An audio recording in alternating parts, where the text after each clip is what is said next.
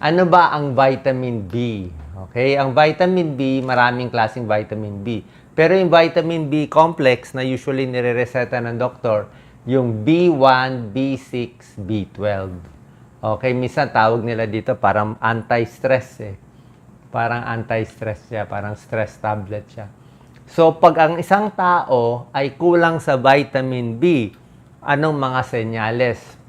Mahina, walang energy, malungkot, okay, medyo depressed, mahina mag-isip, kailangan din ng dugo ang vitamin B, pati yung balat.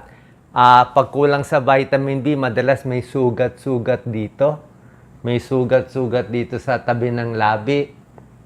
Namamanhid, kamay, paa. Okay? Heartbeat, pwede magloko. So, yan. Oh. Pag kulang ka sa vitamin B, pwedeng ganyan, nagsusugat sa bibig. Okay? Pwedeng mood swings. Kaya yung mga nadidepress, binibigyan din ng vitamin B complex. Ayan, oh. Malungkot, yung mga sobrang stress sa trabaho. Anemic, yung, di ba, lagi sinasabi para sa ugat, para sa nerves. O, namamanhid kamay ko, namamanhid paa, may diabetes ng kakaedad, re-resetahan ng doktor, vitamin B complex. Para sa muscle weakness, pwede rin yan. Pero, syempre, titingnan rin natin ang positive at negative. Kasi pag sobra sa vitamin B complex, pwedeng may side effect din. Titingnan natin. Dito muna tayo sa positive. Ayan, oh. More energy, okay? Mas masaya, less stress, mas happy, mas hindi malungkot. Mas maganda sa memorya, maganda sa buhok, maganda sa balat, pampalakas ng immune system, kasama vitamins, ang C for immune system.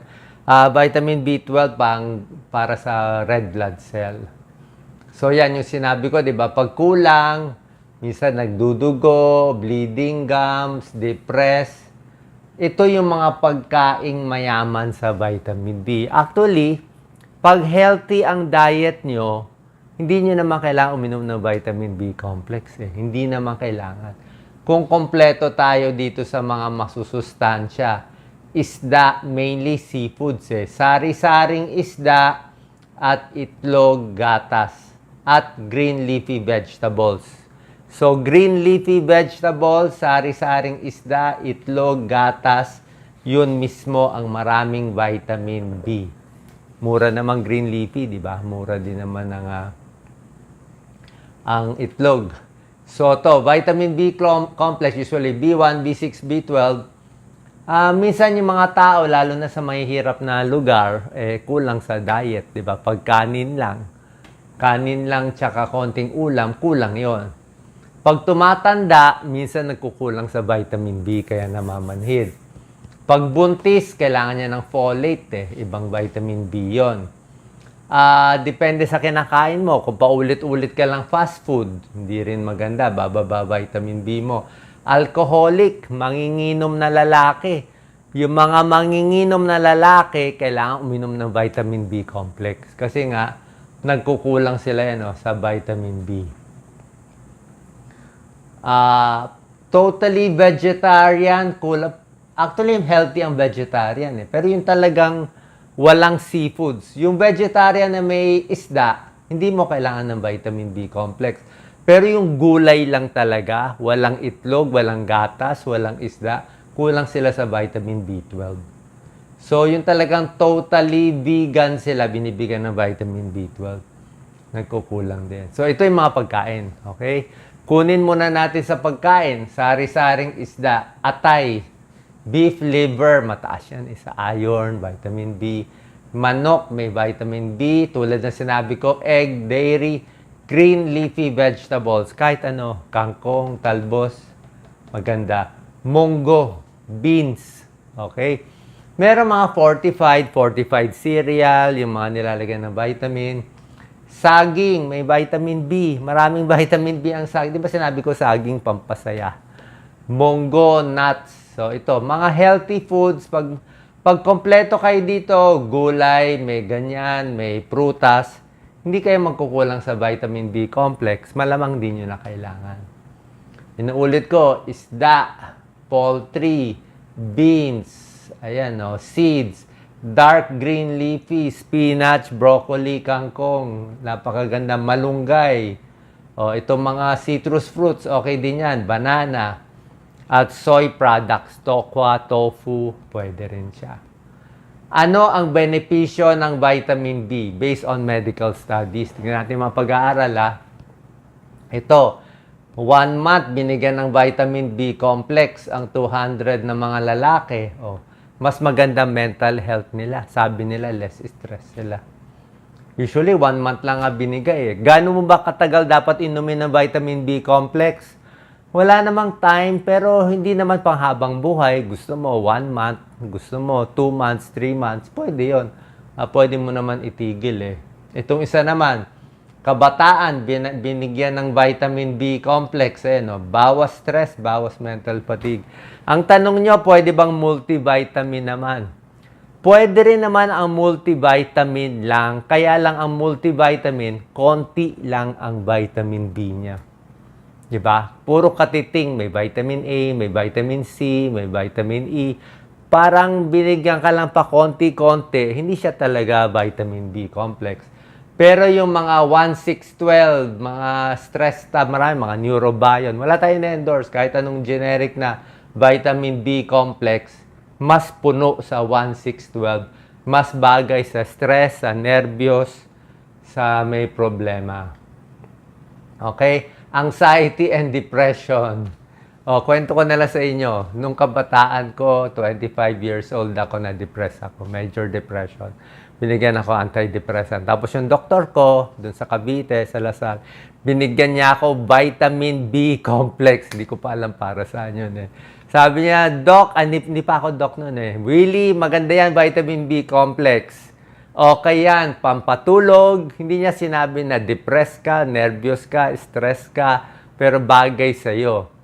So, yan, maganda nga daw for anxiety, for depression, vitamin B. Ayan, pag may depressed, vitamin B complex lang, 2 months, less depression, mas masaya na. Diba? Or, kung ayaw niya bigyan ng vitamin B complex, di ba pampasaya, yung sinabi ko, saging, green leafy vegetables, yun na lang pampasaya, isda, pampasaya, prutas, gulay, pampasaya. Ayan, B complex. Mura lang to. Diba? Pag mababa ang level mo ng B12, B6, folate, ayan, mas depressed sila. Yan, no? Tapos pag naka-antidepressant, mas nakakatulong pa vitamin B complex. Isa lang ang malaking at matabang problema sa mga umiinom ng vitamin B complex. Ito yung pinaka-side effect. Tataba. Diba? Yan ang problema.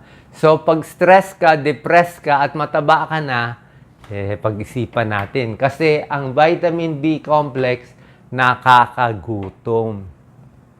Lagi kang gutom.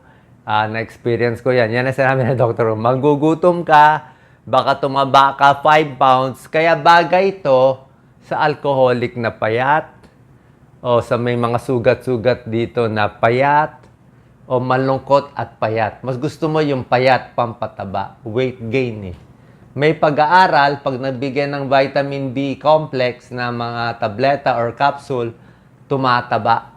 Kaya yung mga milk formula ng bata, ang daming vitamins, kaya ang taba ng mga baby eh.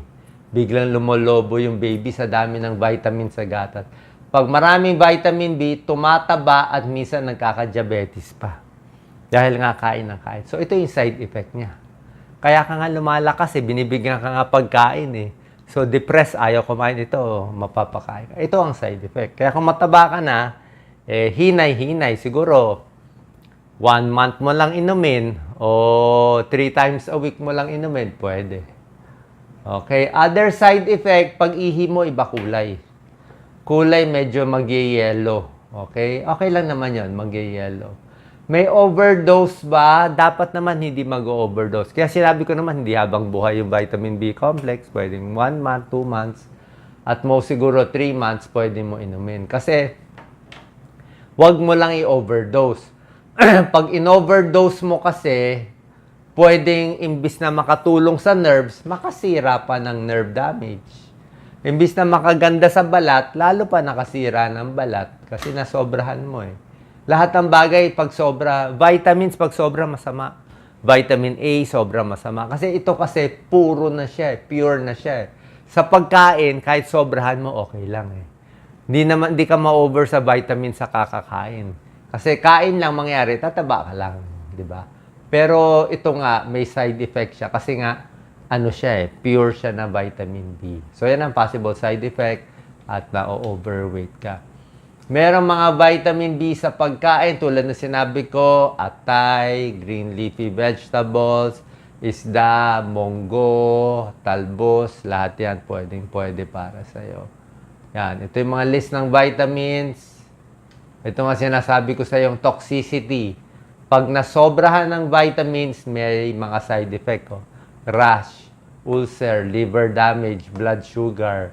Meron din eh. Kaya tama-tama lang, di ba? So, pwede nyo inumin 1 month, lalo na kung payat, o minsan babawasan nyo ang dose. So, last slide, pampalakas ng energy, pampadami ng dugo, for mental health, bagay ngayon, lalo kung payat. Para sa nerves, para sa may edad, mga may edad na mahihina.